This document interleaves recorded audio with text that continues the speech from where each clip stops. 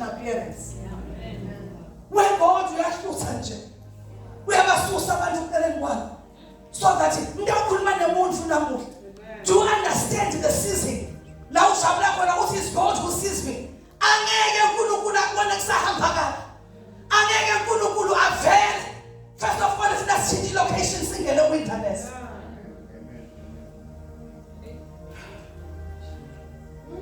Abantu bese bamethuka khona. Bamemeta khona kwente njani inkosi. Kana sawonakala. Singake ngene ehlane. La kususe koAbraham na koSarah khona. La sihamba ngetinyawo pastor Mdluli siqhubetiso. La singathi noma siyemva noma siyemphi. Basusa ngamaboko uNkulunkulu labanye so that ungato depend on anyone. Adabese na so yavela uNkulunkulu. Ababa ngithi ayikho into lebuhlungu. Njengoba sihlane njengoba sifundane. Ngiyamkhumbula Abraham. Athi uNkulunkulu come out of your family. Come out of your loved ones. Phuma. Isizinto emacobelana yephuma. Where God leads us to a wilderness. Where God leads us to a wilderness. I'm mad for how many years, I'm mad for how many days, I'm mad for how many weeks. But we are going to be tempted. Siyawujikelwa. Siyawuphuka abantu. Singakhali. I want you to understand. Who's not the God who sees you in short thing? Separation, isolation, then the divine encounter. Ungakendelile into lethe. Ude uNkulunkulu lokubona. Sisase crowd sisase. Why is we still walking together? Sisaka the length canter. There is no God who sees you. Funa la ndlela bebede kudla. Sishayisana ngetinhloko pastor Mdluli. Sibe na 100 rand kuphela funa sithenge kudla. Uzumbude uNkulunkulu ufuna kususa donke leti. Bese ngithi cha angingedwa Nkosi cha angingedwa ushilo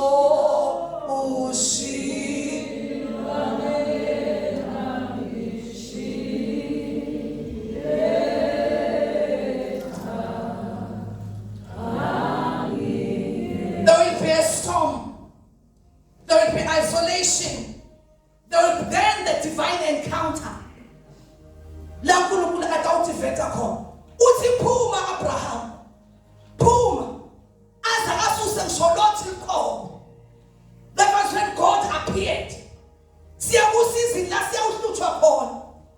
I want you to remember this. When you are alone and no one seems to respond to your call. uNkulunkulu wenza ngamabomu. Atabese sekuvela yena nje. Egameni likaJesu. La sifunza khona. I want us to remember the woman at the well. There was this life that she was leading. Asashinje madoda lamani. Yama isolated empilo egameni likaJesu. And my Bible says one day all by herself. Abantu abaningi understand ayimebazama. Uma usenaye umuntu longamshayela ebusuka bambelqini afika ku God who sees you.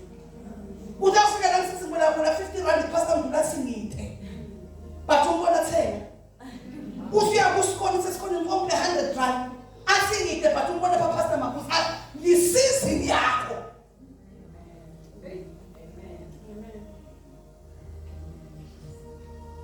This woman at the well. I touch it. If you know it for the season. The Bible says when she got to the well, that was when Jesus said, it is imperative that I go through Samaria. There is someone I'm going to meet there. And that is when Jesus reveals himself to this woman. As the Messiah. One of those was the woman.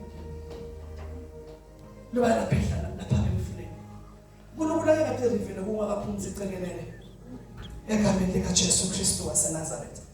Thina sasendlule kakhulu kule season ya God who sees me. Lelihlane lokuvuka ngolosihlane nekugula. Lihlane nekuhleshwa, lihlane nekulahlwa abantu. If you read in that Bible asifunza khona, That man who was healed by Jesus, that blind man, the Bible says before Jesus healed him, he separated him from the crowd. But it's how block like one susa Jesus because when a team for and isolate. Then the healing came. And this man says, Usi Jesus yabona Muslim voter. Ngibona abantu bahamba nje matrix. People kunebantu la. Labethe divine encounter naNkulunkulu. Nangabuda nje siNkulunkulu ngibana umandla emathi. Uthi uNkulunkulu uzathangathi pastor Mdula senimsusa. Sidawusala sobabili. Sidawusala sobabili. I want to continue bazalwane. Angathi noma ngiyangiva ilegameni kaJesu ukuthi season yile. Isizini ye isolation, isizini ye separation, isizini ye divine encounter. Leke izeleke wena babenjabulo. Nisabambele namakebelina. Sesekahle bonke. Ningethuki bazalwane when these things begin to happen. Do not fear. Ngifisa nathi bavuka. Ngoba ngesizini abaningi abamthuka khona uNkulunkulu. Bathi uNkulunkulu akekho. I'm reminded of Jesus before I move to the next point. Jesus wabathemba uPeter ngalenye ilanga. Wazobathathela wayithabela. Engathi nesekidini ayawuthandaza eGetsemane ayawuthandaza nabo. Kanti he didn't know ukuthi lesikhathi sifuna nje la yedwa. Asifuni imphelelete. Sifuna nje wena wedwa. The Bible says the trusted disciples when they came there bakhanza bale. Bengasisizini yabo into abantu. It was not their season. It was his season. Lento ifuna yona yedwa. Lenkomishi ifuna yona thole. Ukhona isikhathi lesida. Lasesibasisa lekhona makomishi. Lenkomishi ifuna ifuna nje wena wedwa. Lenkomishi ekuhlupheka ifuna nje wena wedwa. Lenkomishi ize info zakho inga-understand. Kusikwende njani ku? Lokuhlupheka kufuna wena wedwa. So that we have that divine encounter.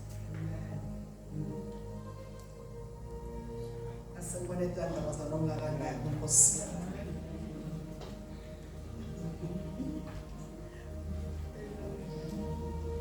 I remember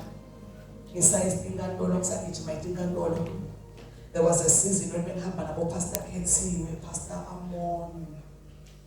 Oh, saying Kantolo Lapa. I'm penetrated, you even uncle. He came to Jesus, Pastor Kensi, go. Nancy, I think I can't see it's over. He was a bunch of that. But there came a season when I was just. There was a time when my daughter called. Good for my friends, cats, and I made my corner boxing. If I treat another boxing, it's in boxing. I never passed them. Oh, man, I let it happen. I looked behind me, there was no one. I looked around me, there was no one. Even my daughter, court officials,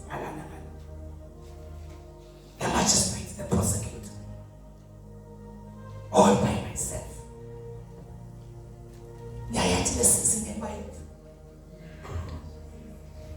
It's more sincere. You may boxing. I'm telling you, what about Pexer Tasman, Pexer too? I'm getting it in my town. I couldn't even speak. But there is something that God revealed to me. In that season, I'm the one that never leaves you nor forsake you. Through the fire, I walk with you.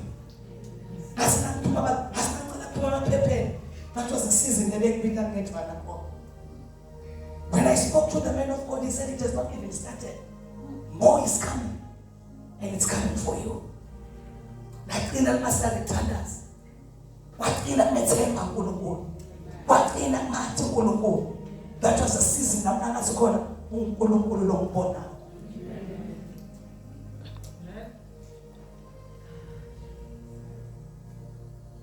This is a word not for now for some of us. This is a word let thou fig. Nasa Friday things now so ungathumi bantu. Shana Pastor Abraham will try to come and do this. But khona le nyawujika khona. Ubathi ubuke emnyango uyangena pastor ubambekile naye. Futhi akusine yakhe le season eposho. Akusine yakhe le season ekufela siphambana. It is my season so that God reveals himself to me. That I am with you wherever you go. I am your strength. I back you up.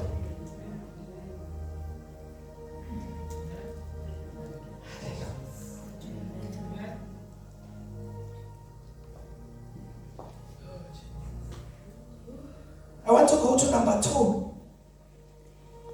In the season that's but God is taking us here. Ngiyathi usamele isizini leba excited. Ah, God who sees me. Ukubona ubo. Huh? You must change locations. Change locations. As long as you said like Abraham asakulethela because you are craving. Ukhala nje Sarah ubuyintwana. You have to be removed from the Sarah. Number 2, it says in the Indian it's a season of appearance and revelation. Hallelujah. Amen.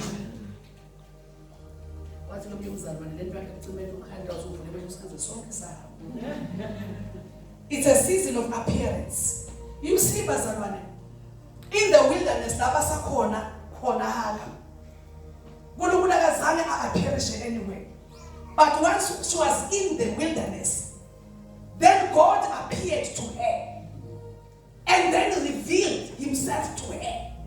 So, see, God who sees me, it's a season where God appears to me individually.